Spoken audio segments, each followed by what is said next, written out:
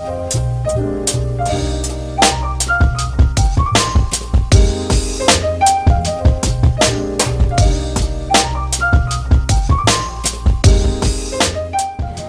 everyone, welcome to the North Market Kitchen. Today we're going to be making pasta, and it's something that you're going to be able to do at home after we go through this quick tutorial. A couple of notes on the flour that you're going to be using. I'm going to be using all-purpose flour for today's pasta. I also like to dry my pasta so that I can then sell it. But if you're going to be using pasta that night, then you can go ahead with the Type 00 or a combination with the semolina for a very authentic pasta. Now, when I first started making pasta, I was using a 1:1:1:1 ratio.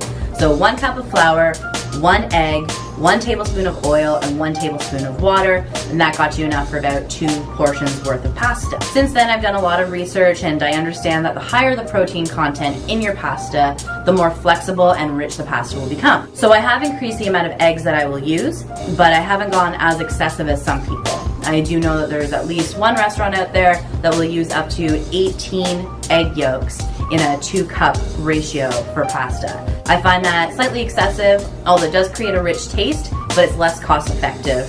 So now we're down to the bare essentials as to what we're going to use to make our pasta today. So I've got 4 cups of all-purpose flour, a little extra flour for dusting, 4 whole eggs plus 4 yolks, 4 tablespoons of olive oil, 4 tablespoons plus extra of water. It's important to note that your liquid ingredients should be at room temperature. It just makes the mixing process a bit easier. Alright, so let's get started. First, we're going to take our flour onto a clean and dry surface, very important. Create your mountain, and we're going to use the well method. So for this, I simply take the bottom of my measuring cup and create my well.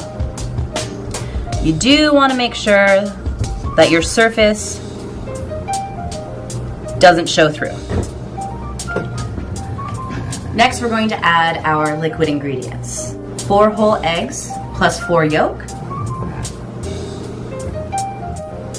4 tablespoons of cold pressed extra virgin olive oil,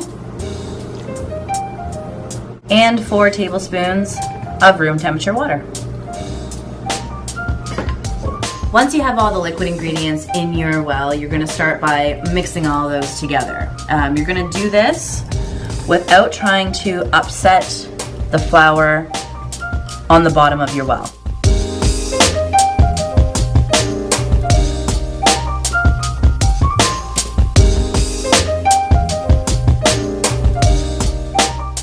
Next, we're going to start to incorporate the edges of the flour, trying not to break the edges of the well.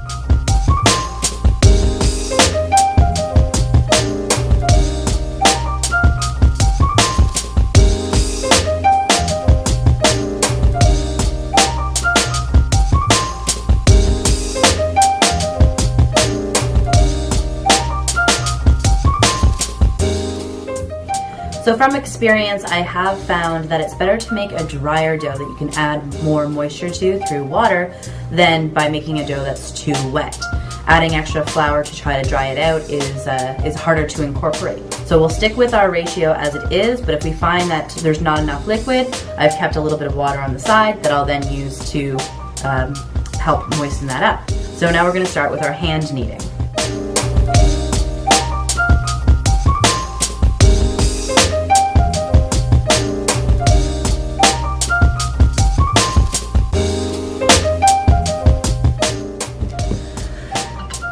At this point in time, I can already see that it's going to be a little bit dry, so I am going to add a little extra water. Some people like to use a spray bottle to help evenly distribute, but I find it unnecessary. One beautiful thing about pasta dough is that you can't overwork it, unlike doing something like bread making, so you're never at risk of taking it too far.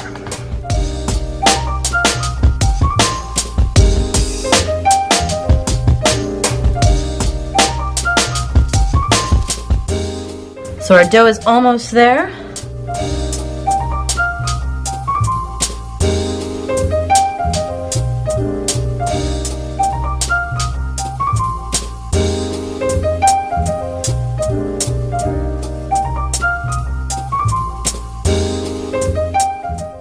So our pasta dough is done for the time being. There are still some cracks in there, and it may appear a little bit drier than you'd expect it to, but as we let it rest, the proteins from the egg and the water will help to hydrate the flour further, which will make it a better consistency by the time it comes to rolling it out. So it doesn't stick to my hands any longer. We're gonna wrap it up and wait for 30 to 60 minutes. All right, a little bit of cling wrap will do. Nice and tight. Make sure that no air can get in. And we're just gonna let it rest like that to help incorporate the flour. And like I said, give it 30 minutes to 60 minutes. So we're back after about a half an hour, and you can see that the dough has taken on a darker color, and those cracks are less dry than they were before. I'm gonna go ahead and take a little bit of this dough, so you don't want to work with too much at one time. Keep the rest of it wrapped up nice and tight and set it aside. We're gonna start with a little hand rolling first.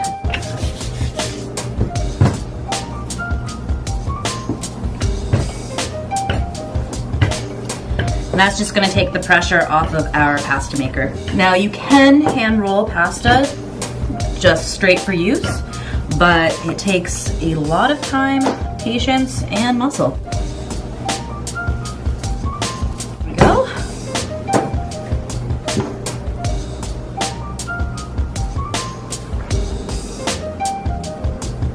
So I've got a nice manageable piece of pasta dough here. And I'm gonna switch over to my Atlas 150. So you have your settings along the side, and you're gonna start at 0. It's important to keep a steady pace. We'll run that through twice.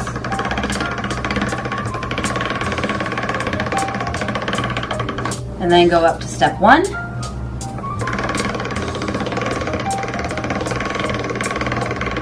And then step 2.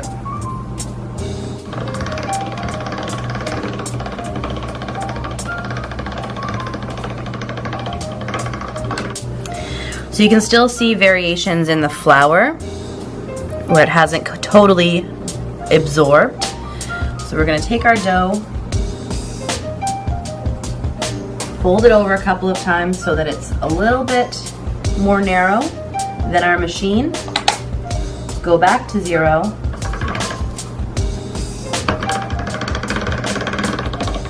And feed that back through.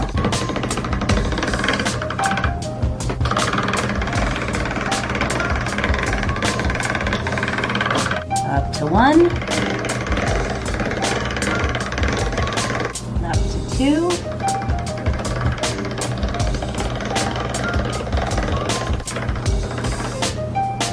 it's looking better.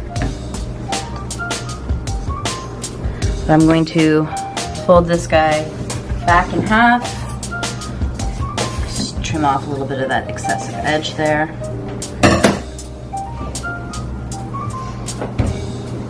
And back to 0. So it is important to remember that when passing through your machine, this is actually the final stage of mixing.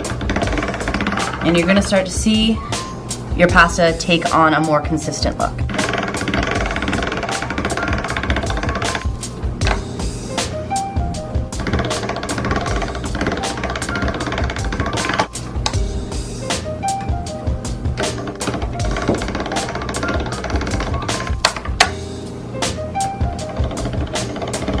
Up to 3 now.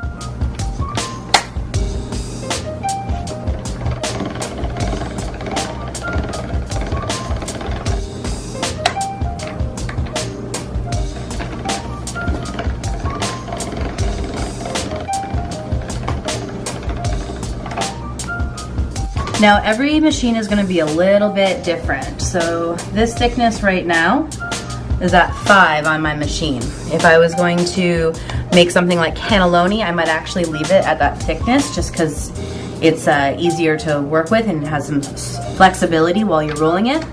But for drying purposes, I'm going to go to 6. On my old Mercato machine, I used to go up to 7, but I find that 6 is thin enough on this new machine. I'm gonna pass it again at 6. And there we are. You can see the consistency has improved greatly. A little bit of transparency to it. Next step. Okay, so now that we have our full sheet, we're gonna sprinkle it with a little bit of flour.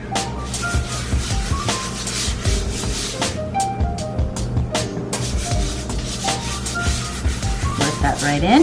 I'm gonna trim off a little bit of this crusty edge.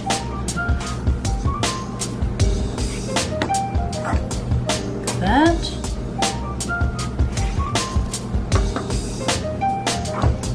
Cut it in half.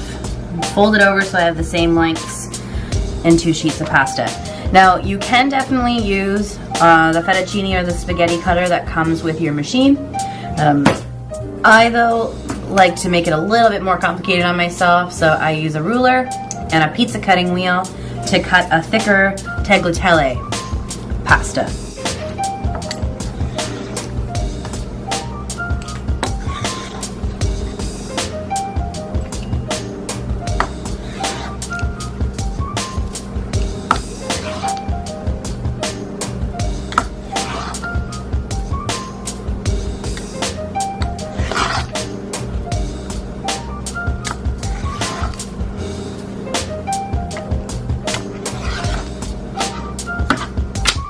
So the flour that we put down in between the sheets is going to help us when it comes time to separate. This pasta turned out beautiful.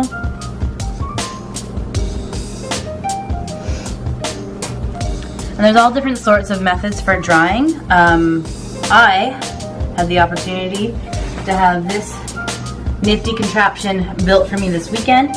Bit of a prototype. We've already found some things that we want to fix up on it.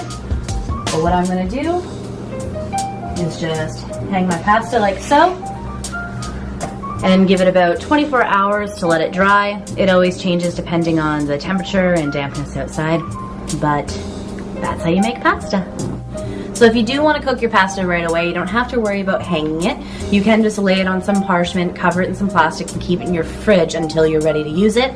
If you're going to drop it into some boiling salted water, it's only going to take about 3 minutes to actually cook through because it is fresh and tender already. If you want to dry it, I would say at this thickness, you're looking at about 8 minutes for it to be cooked in salted water. I hope you found this useful. If you have any comments or questions, please leave them below. If you really enjoyed this video, hit the subscribe button. Make sure to like and share our videos, and we look forward to having another tutorial with you.